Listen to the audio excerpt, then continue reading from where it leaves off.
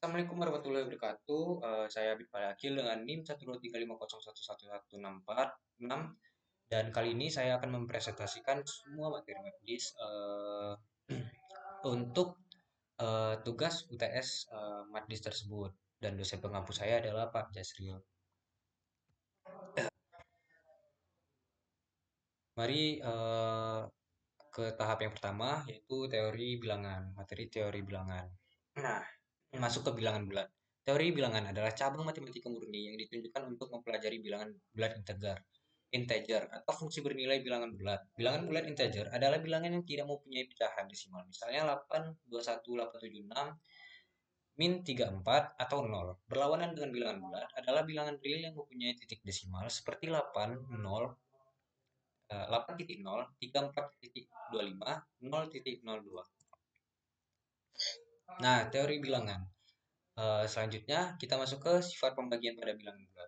Misalkan A dan B bilangan bulat, A tidak sama dengan 0, A habis membagi B, atau A divides B. Jika terdapat bilangan bulat C sedemikian hingga B sama dengan AC, notasi A, B jika B AC, C elemen Z, dan A tidak sama dengan 0.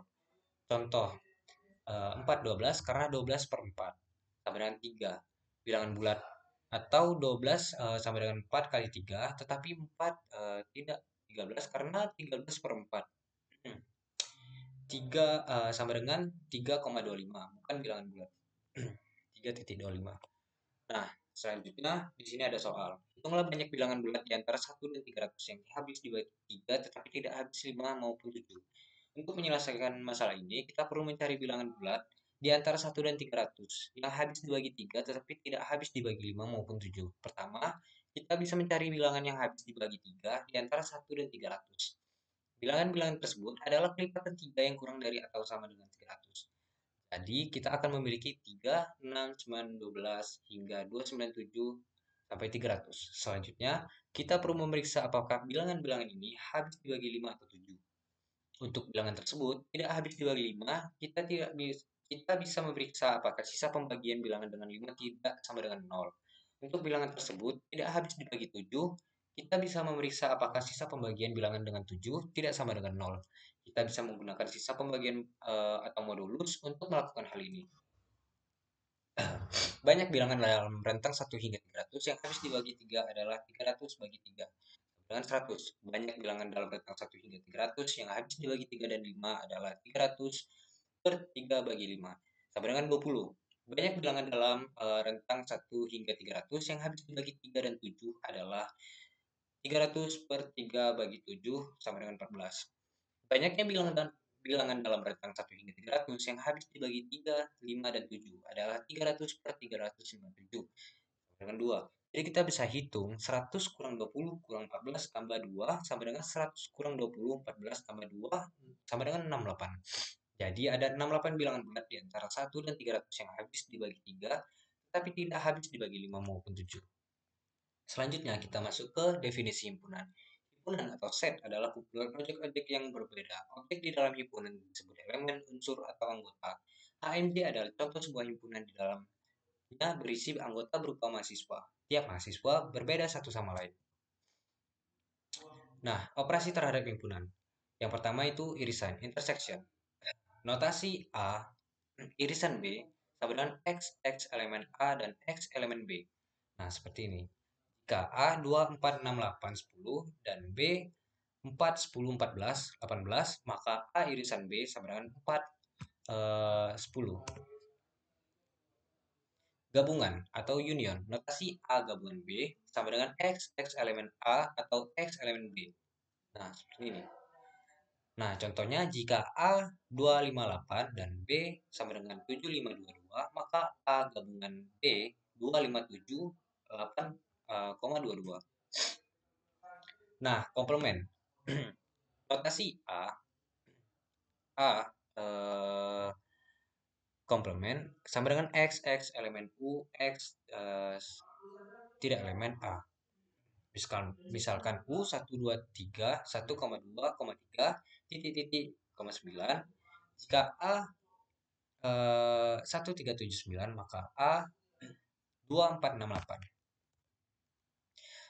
Selanjutnya selisih atau difference. Notasi A min B, A kurang B sama dengan X elemen A dan X elemen B sama dengan A irisan B. Jika A 1, 2, 3, titik 10 dan B 2, 4, 6, 8, 10, maka A kurang B 1, 3, 5, 7, 9 dan B kurang A sama dengan 0. Nah, beda setangkap. Notasi A, beda setangkap B sama dengan A gabungan B kurang A irisan B sama dengan A min B A kurang B maksudnya dan gabungan B kurang A seperti ini.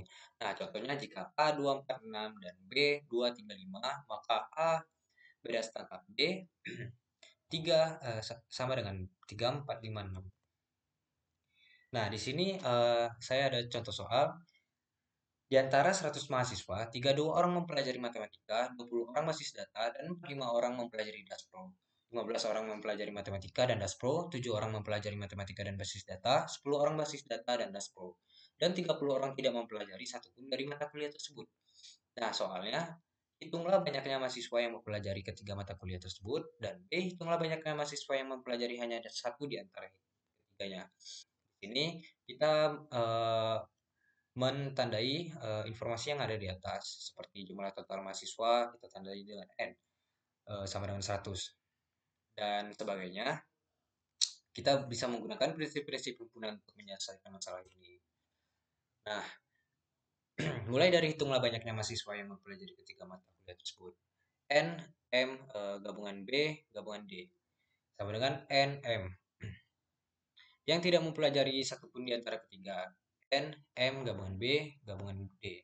Sama dengan 100 kurang 30. Dan N, M kurang gabungan B, gabungan D sama dengan 70. Untuk mencari jumlah mahasiswa yang mempelajari ketiga mata kuliah tersebut, M irisan B irisan D. Kita dapat menggunakan prinsip inklusi eksklusi. N, M gabungan B gabungan D, N, M, N, B, N, M tambah N, B tambah N, D kurang N, M irisan B kurang N, M irisan D kurang N B irisan D tambah N M irisan B irisan D. 70 sama dengan 32 tambah 20 tambah 45 kurang 7 kurang 15 kurang 10 tambah N M irisan B irisan D. 70 tambah 70 sama dengan 65 tambah N M irisan B irisan D. Nah, N M irisan B irisan D sama dengan 5. Jadi ada 5 mahasiswa yang mempelajari ketiga mata kuliah tersebut. Di sini irisan saya sebut saja sebagai N dan gabungan mungkin saya sebut sebagai U agar mudah ya. Hitunglah banyaknya mahasiswa yang mempelajari hanya satu di antara ketiganya. Jumlah mahasiswa yang hanya mempelajari matematika saja sama dengan NM NMNB N dalam kurung MNBND tambah NMND kurang NMNBND. Oh, agak susah ya. Nah, irisan saja. NM irisan B irisan D. Nah, sama dengan 32 kurang 7 kurang 5 tambah 15 kurang 5 tambah 5. Nah, sama dengan 32 kurang 2 tambah 10 tambah 5. Totalnya 32 kurang 17 sama dengan 15 orang. Jumlah mahasiswa yang hanya mempelajari basis data saja sama dengan NB NM irisan B kurang NM irisan B irisan D tambah NB irisan D kurang NM irisan B irisan D tambah NM irisan B irisan D sama dengan 20 kurang 7,5 7 kurang 5 tambah 10 kurang 5 tambah 5. Nah, sama dengan 20 kurang 2 tambah 5 tambah 5. Dan totalnya 20 kurang 12 sama dengan 8 orang. Sama dengan D NM irisan D NM irisan B irisan D tambah NB irisan D kurang NM irisan B irisan D tambah NM irisan B irisan D sama dengan 45 kurang 15 kurang 5 tambah 10 kurang 5 tambah 5. Nah, sama dengan 45 kurang 10 tambah 5 tambah 5 kurang 45 kurang 45 kurang 20. Ah, sama dengan 25 orang. Nah, di sini kita masuk ke matriks dan relasi. Matriks adalah susunan skalar elemen-elemen dalam bentuk baris dan kolom. Matriks A yang merupakan yang berukuran dari M baris dan N kolom. N kali N adalah seperti ini ya. Matriks bujur sangkar adalah matriks yang berukuran N kali N. Nah, selanjutnya matriks dan relasi di tahap pengantar matriks. Dalam notasi ringkas, kita lazim menuliskan matriks dengan notasi A. Nah, contoh di bawah ini adalah matriks yang berukuran 3 kali 4 nih. Matriks simetri adalah matriks yang notasi A ya untuk setiap I dan J. Contohnya di bawah ini untuk matriks simetri dan matriks zero one itu seperti ini ya. Biner adalah matriks yang setiap elemennya hanya bernilai 0 dan 1. Ini seperti ini contohnya. Nah, matriks dan relasi. Relasi biner. Oh, ini definisi relasi. Relasi biner R antara himpunan A dan B adalah himpunan bagian dari A kali B. Nah, seperti ini ya. ARB adalah latisi untuk AB elemen R yang artinya A dihubungkan dengan B oleh R. AR, B adalah latisi untuk AB tidak elemen R yang artinya A tidak dihubungkan oleh B oleh relasi R. Himpunan A disebut daerah asal domain dari R dan himpunan B disebut daerah hasil kodomain dari R. Nah, matriks dan relasi. Sifat-sifat relasi. Refleksif. Relasi R pada himpunan A disebut refleksif jika A elemen R untuk setiap A elemen A. Relasi R pada himpunan A tidak refleksif jika ada A elemen A sedemikian sehingga A elemen, tidak elemen R. Menghantar, yang kedua itu menghantar atau transitif. Relasi R pada himpunan A disebut menghantar jika AB elemen R dan BC elemen R, maka AC elemen R untuk ABC elemen A. Selanjutnya, sifat-sifat relasi. 3. Stangkup. Simetrik dan tolak stangkup. Relasi R pada himpunan A disebut stangkup jika A, B elemen R, maka B, A elemen R untuk A, B elemen A. Nah, ini relasi R pada himpunan A tidak tolak stangkup jika ada elemen berbeda A dan B sedemikian sehingga A, B elemen R dan B, A elemen R. Nah, selanjutnya saya ada contoh soal.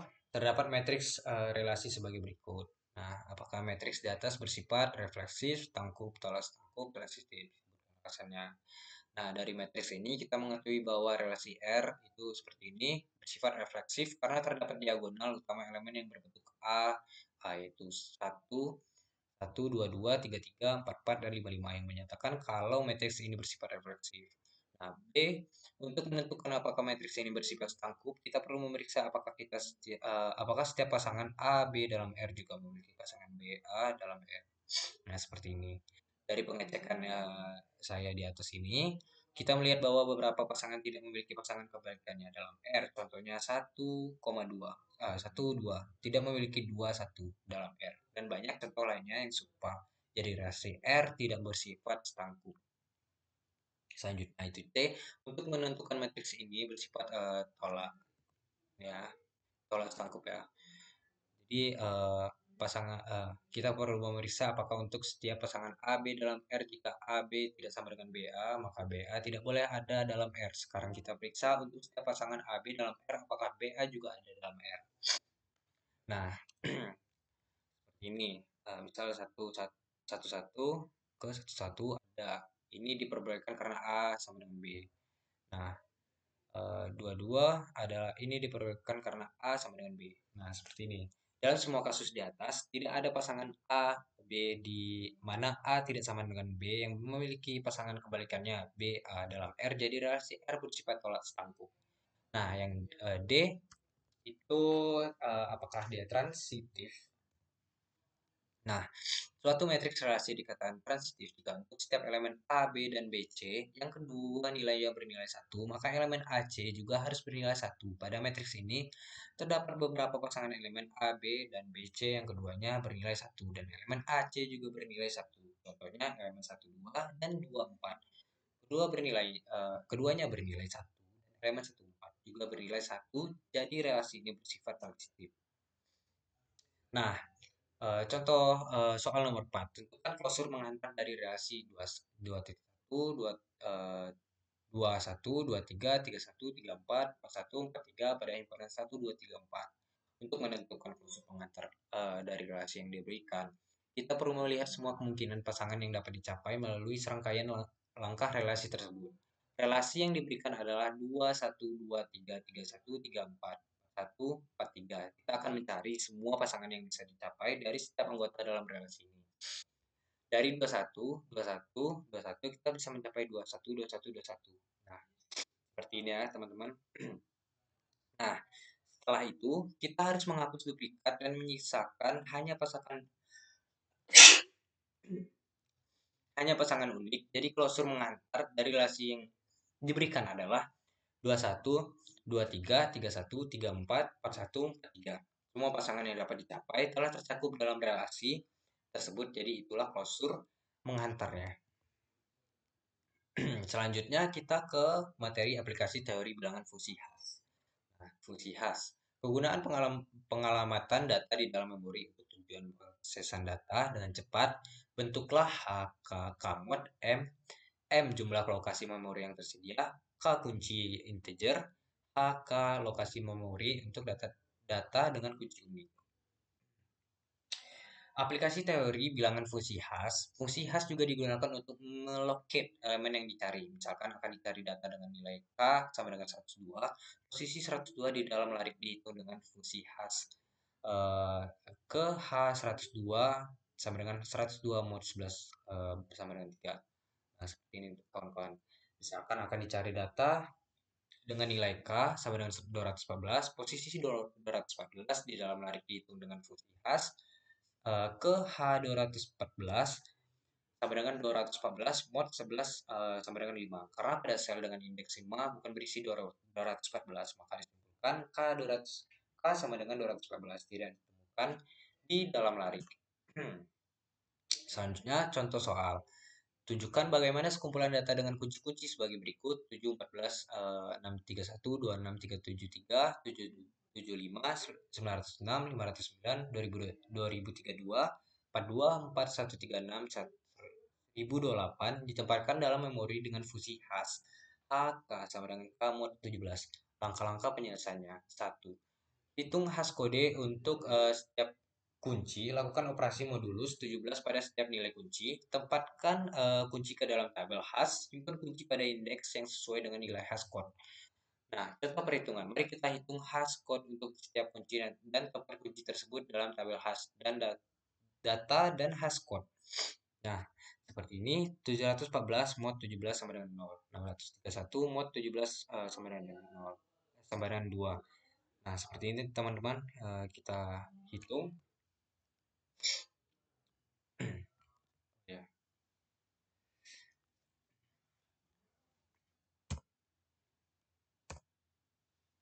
Nah, selanjutnya ISBN atau International Standard Book Number.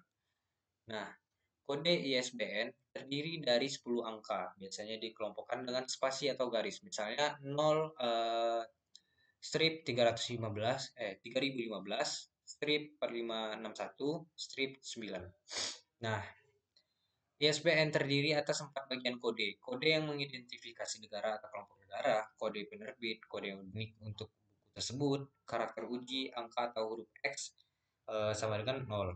Nah, catatan juga terdapat versi ISBN 13 angka. Nah, selanjutnya, misalkan 10 angka ISBN dinyatakan dengan X1, X2, X sampai dengan X10. Kode ISBN memenuhi kongruenan seperti ini. Karakter uji dihitung sebagai berikut. Sigma 9 I sama dengan 1 IX mod 11 sama dengan karakter uji.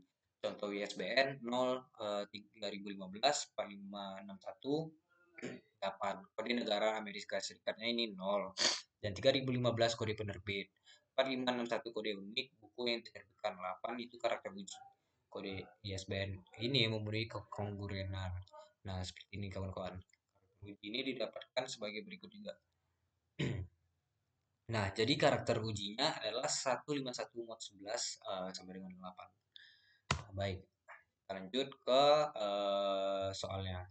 Kita lanjut ke contoh soal. 9 angka pertama dari kode ISBN sebuah buku adalah 007 dan 0539565. Tentukan karakter uji untuk buku tersebut. Nah, kita tuliskan 9 digit pertama dari ISBN yaitu 00709396500700539655 kalikan setiap digit dengan posisinya dan hitung jumlah tersebut. Nah, seperti ini kawan-kawan. 1 kali 0 0, 2 kali 0 0, 3 kali 7 21, 4 kali 0 0, 5 kali 5 25, 6 kali 3 18, 7 kali 9 63, 8 kali 6 48, 9 kali 5 45. Nah, jumlahnya 0 tambah 0 tambah 21 tambah 0 tambah 25, 18 tambah 63 tambah 48 tambah 45 sama dengan 220. Nah, selanjutnya kita ke materi terakhir yaitu kriptografi. Kriptografi adalah ilmu dan seni untuk menjaga keamanan pesan dengan cara menjadikan menjadi bentuk lain yang tidak bermakna. Tujuannya agar pesan yang bersifat rahasia tidak dapat dibaca oleh pihak yang tidak berhak. Pesan, data atau informasi yang dapat dibaca dan dimengerti maknanya nama lainnya itu plain text. Nah, hypertext itu pesan yang telah disajikan sehingga tidak memiliki makna lagi. Seperti ini, culik anak itu jam 11 siang. Nah, hypertextnya itu seperti ini. Jadi, dia bersifat rahasia dan tidak bisa dibaca oleh pihak yang tidak berhak. Hmm. Nah, kriptografi. Di dalam algoritma RSA, setiap penggunaan memiliki sepasang kunci. Kunci publik untuk mengenkripsi pesan, kunci privat untuk mendeskripsi pesan. Nah, seperti ini kawan-kawan.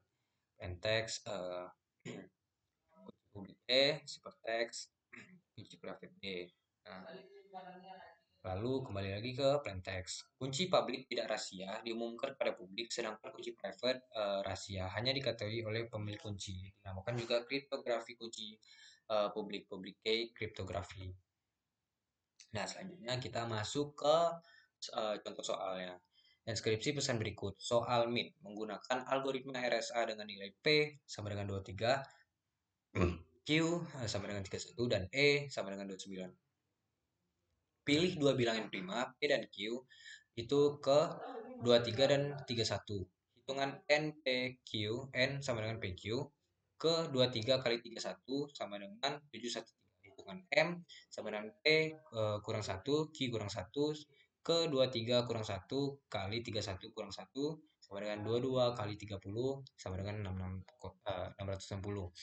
Adalah sebuah bilangan bulat untuk kunci publik E yang relatif prima terhadap M. Dalam kasus ini, E sama dengan 29 sudah valid 29 660 sama dengan 1. Ubah setiap karakter dalam pasangan menjadi nilai ASCII dan mengenkripsi setiap nilai ASCII menggunakan kunci publik NE dengan rumus ke C sama dengan M pangkat E mod N. Nah, konversi ke ASCII. Nah, E sama dengan 83, O sama dengan 79, A sama dengan 65, L 76, dan spasi ini kita hitung atau blank ya. 32, M 77, I 73, dan D 68.